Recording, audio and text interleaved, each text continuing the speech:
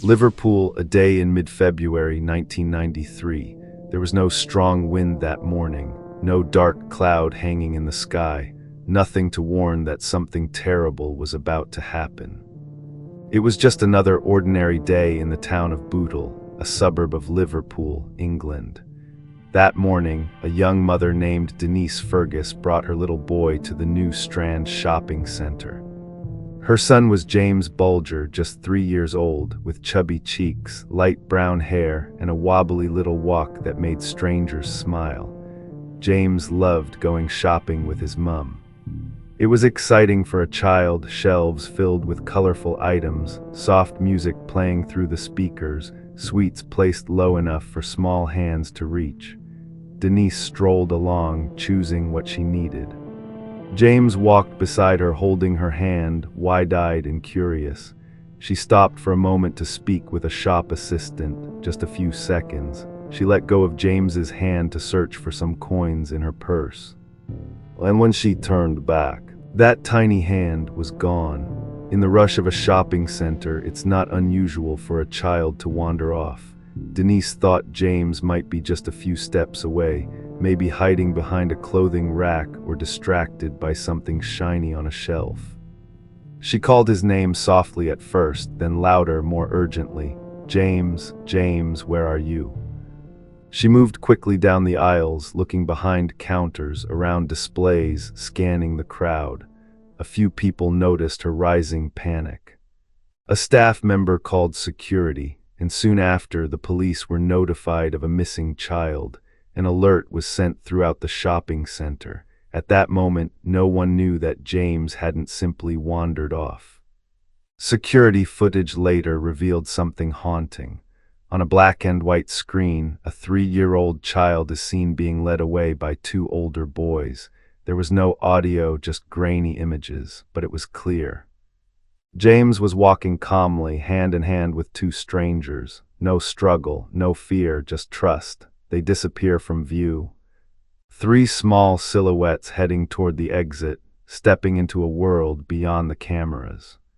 Back inside, Denise was frantic, running through the center with tears rolling down her cheeks. "James, someone please help me. I can't find my son." By the time the police arrived, she was shaking. A mother without her child, not knowing whether to collapse or scream. At first, everyone hoped it was just a simple case of a lost child, that he would turn up near the toy shop, maybe crying and scared. That someone kind had found him and was walking him back, but the minutes kept passing. Then an hour, then 2, and still no James. When investigators reviewed the CCTV footage, they realized something chilling. This was no ordinary missing child case. A short distance away, beyond the center, 2 boys named Robert Thompson and Jon Venables, both just 10 years old, were walking hand in hand with James. People saw them on the street.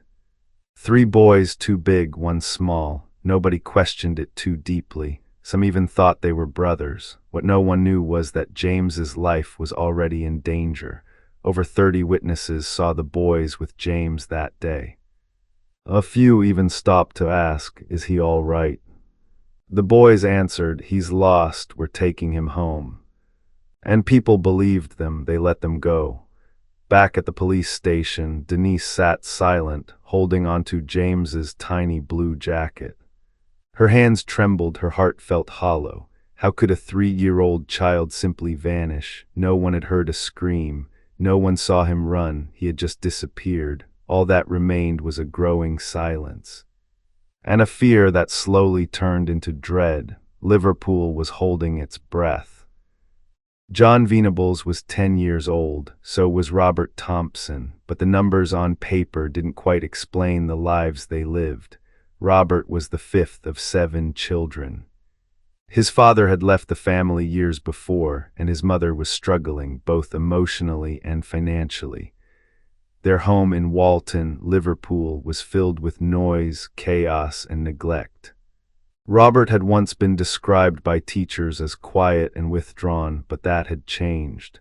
By age 10, he was known as aggressive, unpredictable, and deeply angry. He had stopped attending school regularly. He had started stealing. Jon Venables came from a different kind of broken. His family had also seen separation, instability, and shouting behind closed doors. But what haunted Jon wasn't just what happened at home, it was also how he was treated at school. He struggled with his emotions, cried often, and was bullied. He had a habit of exploding when he felt cornered. A psychologist would later say Jon had a fragile sense of identity. He wanted to feel in control of something, of anything. On February 12, 1993, Jon and Robert were skipping school again. They didn't have a plan, just a vague idea to cause trouble. That's what they'd told each other. They hung around the New Strand shopping center, stealing sweets, batteries, a can of blue paint. At one point, they tried to approach another small child, hoping to lure him away from his mother. But it didn't work. Then they saw James. James Bulger was standing just a few feet away from his mother. She was distracted at the butcher's counter for only a few seconds. That's all it took. Jon and Robert walked up to James, two bigger boys, looking friendly, offering to take him to play. James, only 3 years old, took Jon's hand. There was no screaming, no struggle. Just a little boy trusting two older boys, stepping away from his mother for what must have seemed like a fun little adventure. They led him out of the shopping center and into the open streets. No one stopped them. From that moment on, the 3-kilometer walk began, a walk that should never have happened. They crossed roads and parking lots. They wandered through back alleys. They passed a canal where they stopped to throw stones. The boys were in no rush. They had nowhere they needed to be, and James was starting to look tired. He tripped and fell more than once. Witnesses would later say they saw the little boy with a bruised face, crying, but being dragged along by the older boys. Some people paused. One woman even confronted Jon and Robert. She asked, "What happened to him?" They answered quickly, "He fell. We're taking him home." She hesitated, then let them go. In total, over 38 people saw James with the two boys during the 2-hour walk, but not one of them called the police. As the hours passed, James began to cry more. At one point, they stopped near a shop. Jon suggested they take him to the police, but Robert refused. They continued walking. They crossed a footbridge. James was cold, his small body trembling. The two boys didn't comfort him. They told him to keep walking. They pulled him when he stopped. They walked past schools and parks, through housing estates. At some point, they approached a woman with a baby in a stroller. She watched the boys dragging James behind them. She noticed the child was crying, but when she asked if everything was okay, they gave the same answer. "He's our little brother. He fell. We're taking him home." Again, no one intervened. Eventually, they reached an area near Walton Lane, close to the railway tracks. This was a place they had passed before, a hidden, deserted area littered with stones, mud, and rusted metal. It was here that James's journey ended. What happened next has been the subject of court records, public horror, and painful memory. But for this story, it is enough to say, the innocence of James was taken and the actions of Jon and Robert crossed a line that the world could not comprehend. They left his small body there, alone on the tracks. Later that night, a freight train passed through. The driver didn't know. By the time authorities found James, 2 days had passed. He was gone. Jon and Robert returned home that day as if nothing had happened. They were 10 years old. They should have been children. But something inside them, whether born... For 2 days, Liverpool stood still. Flyers were handed out, doorbells rung. Police officers combed through neighborhoods and alleyways, calling out one name, James. People whispered in shops and in buses, "Have you heard?" The little boy in the shopping center, he just vanished. Denise Fergus hadn't slept. She sat with police, answered every question again and again. "He was right beside me," she kept saying. "I only looked away for a second." But time was running out. It was now Sunday, February 14th, 2 days after James Bulger went missing. Around 4 p.m. that day, a group of children were playing near the railway line in Walton. about 3 kilometers from the shopping center. They stumbled across something that made them stop cold. Lying near the tracks was what appeared to be a broken doll, too still, too quiet. But it wasn't a doll, it was James. His small body was covered in mud and injuries. A train had passed, splitting him in two. At first, investigators believed it might have been an accident, but quickly they saw something that changed everything: injuries that came before the train. James had been beaten.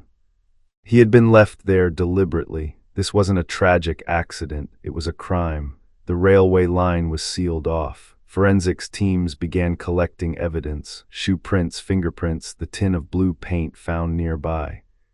But most importantly, the police turned their attention to the new Strand shopping center, the last place James had been seen. And that's where the question still echoes today. Why didn't police check the security footage earlier? Could James have been saved? The answer, as painful as it is, lies in timing and assumptions. When James first went missing on Friday afternoon, police treated it as a lost child case, not a crime. Children wandered off often. Most were found within hours. Officers searched inside the shopping center, outside, even nearby playgrounds. But the idea that someone, especially another child, had taken James did not seem likely at first. So retrieving CCTV footage wasn't seen as urgent. It wasn't until late Friday night, and especially into Saturday, when James still hadn't been found, that officers began to shift their thinking. That's when they requested the tapes, but by then, James was already gone. The footage from the shopping center was grainy and silent, black and white, with time stamps flickering in the corner, but what it captured would haunt investigators for years. At exactly 3:42 p.m. on February 12th, the cameras showed James walking out of the shopping center, holding the hand of a slightly older boy. Another boy followed closely beside them. 3 small figures, no force. No struggle, just quiet steps out into the world. The police watched in disbelief. This wasn't an adult kidnapping. It was 2 children taking another child. Still, who were they? The boys in the footage were too small to be clearly identified, but detectives focused on their clothing. One wore a light jacket with a hood. The other had a dark coat and white trainers. Investigators took stills from the footage and released the images to the media. The public reaction was immediate. Newspapers plastered the grainy image of 3 boys across their front pages. TV channels ran the footage on repeat. And the phone lines at the police station lit up. Most of the calls were false leads, people naming boys they didn't like or making guesses, but a few stood out. One caller said, "That looks like Jon Venables. I recognize his jacket." Another said, "Could be Robert Thompson. He was out that day." Police quietly began looking into both boys. They visited John and Robert's schools. Teachers mentioned they had both skipped class on Friday afternoon. Police spoke to their parents. At first, both boys denied everything. They acted confused, scared. John cried. Robert remained mostly silent, but then came the shoes. Investigators had found a partial shoe print at the crime scene. They checked the boys' shoes. One of Robert's shoes matched. Then, the paint. A small tin of blue modeling paint had been left near James's body, splattered across his skin and clothing. Police asked John and Robert if they'd taken any paint that day. They said no. But in John's home, detectives found a tin identical to the one at the scene, missing from the same shop. Then came the moment no officer could prepare for. John broke down. He whispered it was Robert, and Robert shortly after said it was John. Each one trying to blame the other, but both admitting the same truth: they had taken James. They were 10 years old, and they had killed a 3. At the police station, the weight of the crime hung heavy in the air. 2 young boys, Jon Venables and Robert Thompson, sat separately in interview rooms, small in size but cloaked in an unsettling calm. They were just 10 years old. Yet what they had done was far beyond the imagination of most adults. In the beginning, both boys lied. again and again. Jon told police he had been with his friend that day, but insisted they had never seen James Bulger. He was quiet, jittery, often breaking down into tears. He said Robert had gone to steal batteries. He said they had walked around, maybe past the Strand shopping center. But James, no, he didn't know any boy named James. Robert was colder. He stared back at officers with a strange kind of defiance. When asked if he had taken a little boy from the shopping center, he said no. When shown the CCTV footage, he shrugged. He said maybe it looked like him, but he wasn't sure. At one point, he told officers, "You think I killed him, don't you?" But it wasn't a confession, just a challenge, but detectives were patient. They knew the truth was somewhere beneath the surface.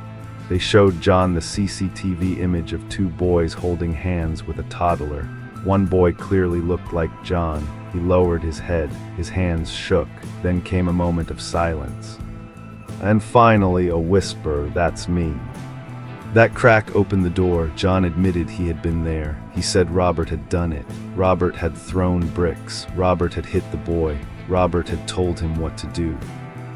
Jon painted himself as a frightened follower, a passive observer in a nightmare. But Robert, too, cracked eventually. Faced with the same evidence, CCTV, paint stains on his clothes matching those found at the scene, a bruise on his arm in the shape of the iron bar used, he began to change his story. He said Jon had lured the boy, Jon had thrown the bricks, Jon had kicked James in the face. He insisted he had tried to stop it. He even said he had cried after James died. Neither boy fully confessed. But together, their contradictions told the truth. Like broken puzzle pieces finally coming together. Forensic evidence was powerful. Paint flakes on both boys' clothing matched paint from the railway viaduct. James's blood was found on Jon's shoes. Robert's jacket had fibers consistent with the clothing James wore. The iron bar used in the attack had fingerprints. Tiny, unmistakable fingerprints, but the most chilling part. They had planned it. Earlier that same day, before they spotted James, Jon and Robert had tried to lure another child from the mall. A little girl, but her mother had caught them just in time. Had she not turned around, the outcome might have been different, but equally horrifying. These weren't just kids who lost control in a moment of madness. They were children who chose to take another child's life. On November 1993, Jon and Robert went to trial at Preston Crown Court. The courtroom was full, media, police, psychologists, the public. But the two boys stood in the dock, barely tall enough to see over the rail. They were tried as adults. It was controversial. Some believed it was necessary for justice. Others thought it was cruel. But the law said they were criminally responsible after the age of 10, and so they stood trial like any grown man would. The court heard every detail, how they had taken James by the hand, how they had ignored people's questions, how they had laughed, how they had tortured him. Witnesses cried, jurors wept, even the judge struggled to keep emotion at bay. The boys remained mostly expressionless. Psychologists testified that neither boy showed signs of mental illness, but both had emotional disturbances. They struggled with empathy. They were intelligent but cold. On November 24, 1993, the jury delivered its verdict. Guilty. Jon Venables and Robert Thompson became the youngest convicted murderers in Britain for centuries. The judge, Mr. Justice Moreland, called it an act of unparalleled evil and brutality. He sentenced them to be detained at Her Majesty's pleasure, the British term for an indefinite sentence. In other words, they would be imprisoned until it was deemed safe to release them.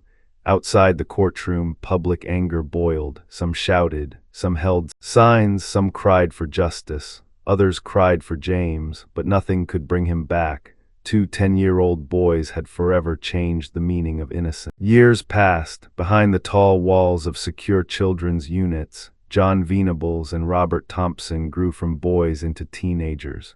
They were kept in separate facilities. They were given education, therapy, structure, far more than many children in troubled homes ever receive. Reports from within those walls were mixed. Some said Robert was quiet, focused, determined to rebuild. Jon, on the other hand, struggled. He had emotional outbursts. He found it difficult to cope. But the public didn't see any of this. What they saw was silence, and silence fueled anger. James Bulger's mother, Denise, never stopped fighting. She demanded updates. She wanted to know how her son's killers were being treated. She feared they were being groomed for a comfortable release. And she wasn't alone. Across the UK, people asked the same question. How could you ever release someone who did something like that? But on June 2001, after serving just 8 years in custody, the unimaginable happened. Jon Venables and Robert Thompson were granted release. They were both 18. The parole board decided they were no longer a threat to the public. They would not serve the rest of their sentence. Their release was to be immediate and absolute, but there was one condition. Their identities would be changed completely and permanently. New names, new birth certificates, new histories. Their locations would be kept secret. They would live somewhere in Britain, protected by one of the most powerful legal orders in UK history. A lifetime anonymity injunction. The public was stunned. People opened newspapers and stared at the headlines in disbelief. Killers freed, one said, James's. Murderers given new lives, another. On television, anchors read the news with tension in their voices. On radio, callers exploded in rage. The internet, still young then, lit up with forums, blogs, early message boards.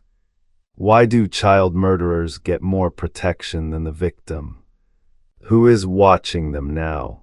The government defended the decision. Officials said the boys had served their sentence and were legally adults. Experts argued that exposing their new identities could place their lives at risk and potentially drive them to reoffend out of fear.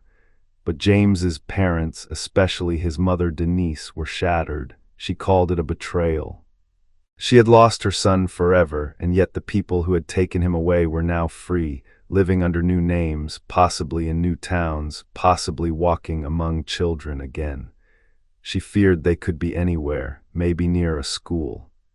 Maybe near another family. There were protests outside government offices. In Liverpool, James's hometown, people carried signs with James's name. They wore blue ribbons. They shouted. And across pubs and homes, families whispered their own theories. Have you heard? They say one of them lives near here. The press tried to uncover the truth. Some newspapers offered rewards for information. Others published speculative reports. But the court held firm. Any attempt to reveal Jon or Robert's new identities would be met with immediate prosecution. One tabloid editor was even warned personally by the Attorney General. You will go to jail if you print a name. Despite the legal silence, the public kept searching. And then in 2010, the anger reignited. Jon Venables, now an adult, was arrested again. The charges: possession of child abuse images. The news dropped like a bomb. People were furious. Hadn't the government said he was rehabilitated? Hadn't psychologists insisted he was safe? Now, not only had he violated that trust, he had done so in the most disturbing way possible. Even those who once supported second chances turned cold. The public demanded answers. James's parents were devastated. The media flooded the airwaves again. Headlines screamed, "Killer Jon Venables caught again."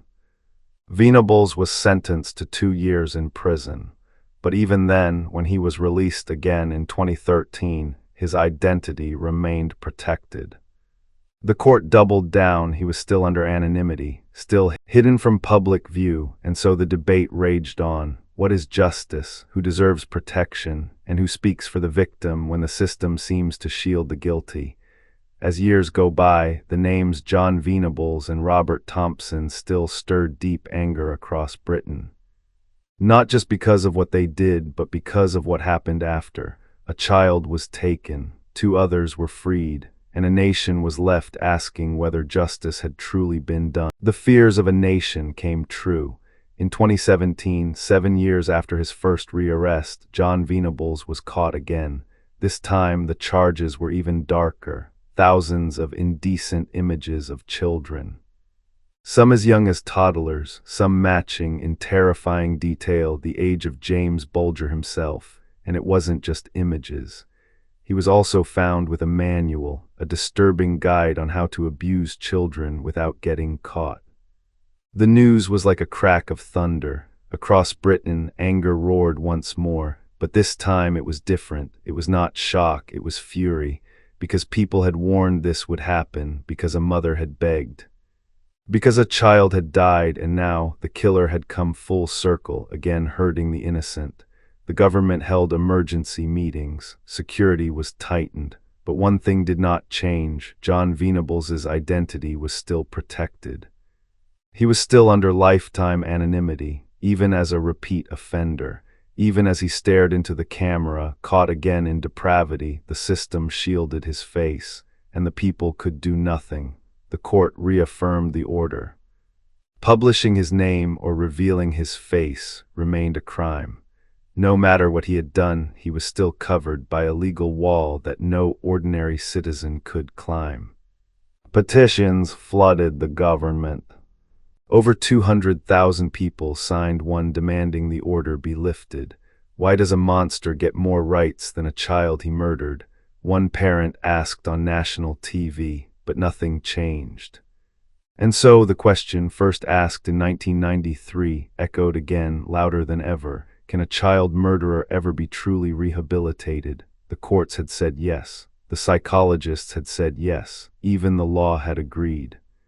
But Jon Venables himself had said no, not with words but with actions. His return to the shadows of crime wasn't just a relapse, it was a revelation, a mirror held up to the justice system reflecting every doubt that had been whispered for years. And now all that was left was reflection and dread, because no one knows where he will be when he is released again. No one knows which town, which face, which name he will wear. Only the system knows. And the public is left to wait, to wonder, to fear. There are questions no court can answer, no psychologist, no social worker, no law. Are some children born broken? Can evil exist before a person even understands right from wrong? When Jon Venables and Robert Thompson were arrested at 10 years old, the world struggled to accept it. Not just because of what they did, but because of what it meant. It shattered the idea of innocence. We like to believe that children are blank slates, that cruelty is learned, that violence is a reflection of environment, not nature. But what if that's not always true? What if, in rare and chilling cases, something darker exists beneath the surface of youth? Can a 10-year-old be a monster? And if so, what do we do with that? Do we punish them forever? Do we forgive? Do we protect them even when they become adults who repeat the same harm? And perhaps most haunting of all, does protecting them mean abandoning the memory of the child they destroyed? James Bulger's name is still spoken with heartbreak. He would have been over 30 years old now, a man, a life, a future, but instead the world watches the child who took him and waits for the next headline, waits for justice that never feels quite finished. Waits because it's all we're allowed to do. Time has moved on, decades have passed. New stories have filled the headlines, but some names never fade. James Bulger remains one of them. He was just a boy. A toddler who held his mother's hand in a shopping mall, smiled at a CCTV camera, and trusted the world around him. He never lived long enough to lose that trust. What happened to James didn't just change one family, it changed a nation. It changed how children are seen. It changed how they're punished. It changed how far the law will go to protect the guilty, even when the public demands justice. The Children and Young Persons Act was revisited.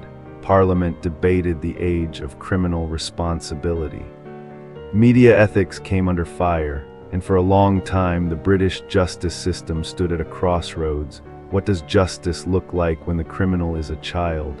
Some said the answer was to protect them, give them new identities, a second chance, the possibility of reform. Others said that choice ignored the victim.